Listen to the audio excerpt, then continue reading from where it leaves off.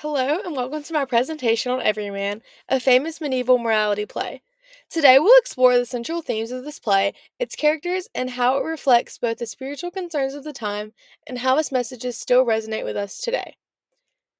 Everyman is a morality play from the late 15th century with a central theme of facing death and the moral reckoning that follows.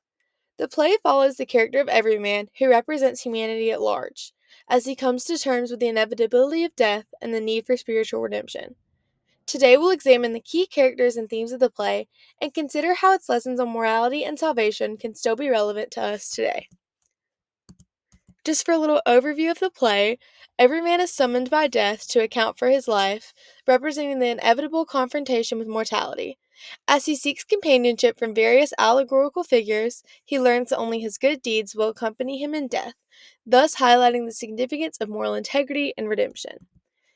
And for my thesis statement, it is in every man, the main character's journey towards salvation serves as an allegory for humanity's moral struggles, emphasizing themes of death, redemption, and the importance of good deeds in the face of morality. For a little bit of a plot overview, every man is summoned by death, tasked with preparing for his final judgment. In his quest for salvation, he realizes that only his good deeds will accompany him beyond death. This narrative underscores the inevitability of death and the importance of living a virtuous life according to moral principles. The text states, I am death that no man fear, for every man I arrest and no man spare. And that is from Everyman lines 115 through 116. This quote will also be reused in another slide, um, just because it just is a good quote for sort of like the main points of this play. And this just kind of reiterates how death is an unavoidable force, establishing the play's central conflict, which is every man's reckoning with his mortality. And for a little bit of a character analysis of every man, he is a representation of humanity confronting the moral dilemmas associated with death. His journey reflects shared experiences, emphasizing personal accountability and the importance of good deeds. By accepting his fate, he symbolizes every individual's struggle with life's transient nature and the quest for redemption. The text states, Farewell, good fellowship, for thee my heart is sore, from Everyman line 299. I thought this was a good quote to use for an analysis of Everyman because it shows how Everyman's sorrow as he parts with fellowship. It emphasizes that no earthly relationships can follow him to judgment. And then for the allegorical figures in Everyman, it features figures like fellowship, goods, and knowledge, symbolizing relationships, material wealth, and wisdom. This play features several allegorical figures that represent different aspects of human life. And then this also just kind of represents humanity and the limitations of each in providing true salvation. Fellowship is kind of a transient nature of friendship and support and illusory support. And although every man initially seeks companionship, he learns that true assistance is unavailable when facing mortality. This emphasizes the importance of self reliance in spiritual matters. Then we have Goods, and kind of a burden of wealth character. He personifies worldly possessions, showcasing their inability to accompany every man in death. This character's rejection underscores the message that material wealth is fleeting and ultimately meaningless in the face of eternal judgment. And then we have Knowledge. He's kind of the guiding light of the play. He serves as a crucial guide for every man, providing essential insight for redemption. Unlike his former companions, Knowledge encourages reflection on life's true meaning, emphasizing that spiritual wisdom is key to facing death. And then we have the theme of death in the story. And death is kind of just a central theme in every man, and it's portrayed as an unavoidable reality, prompting self reflection. By confronting every man, death reveals the ultimate truth.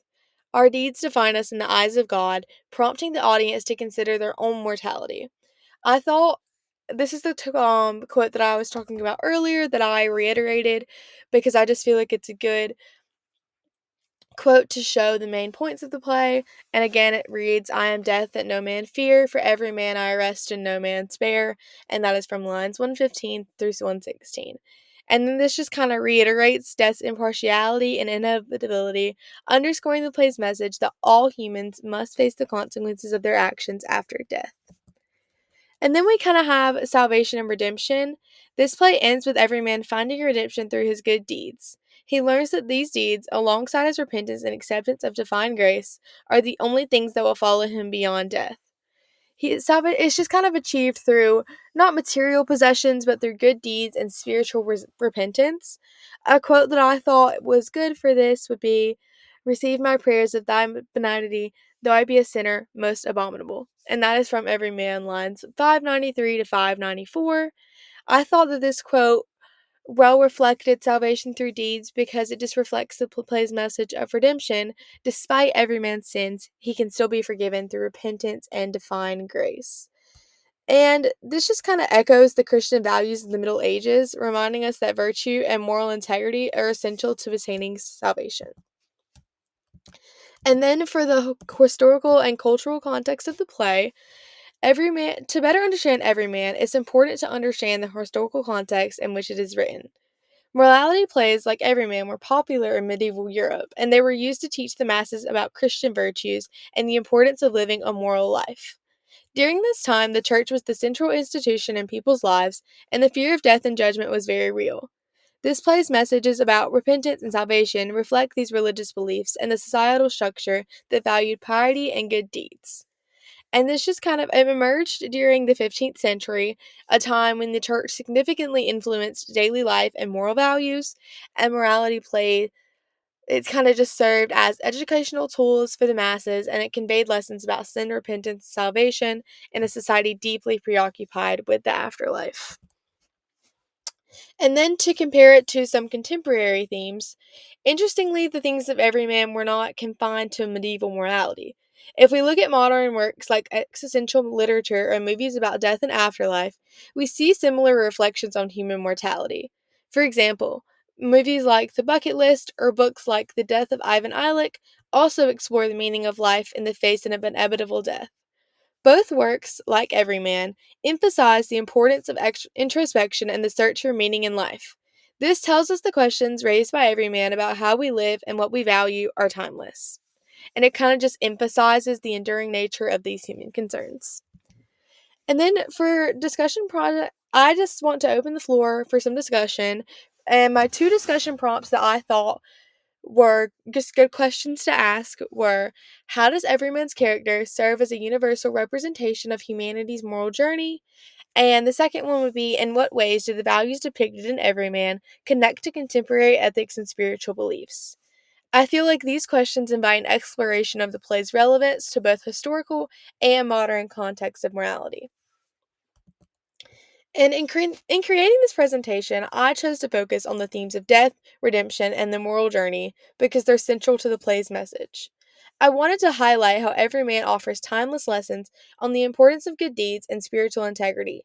The visuals I used, such as dark imagery for death and lighter tones for redemption, were meant to mirror the contrast in the play between earthly life and the promise of salvation.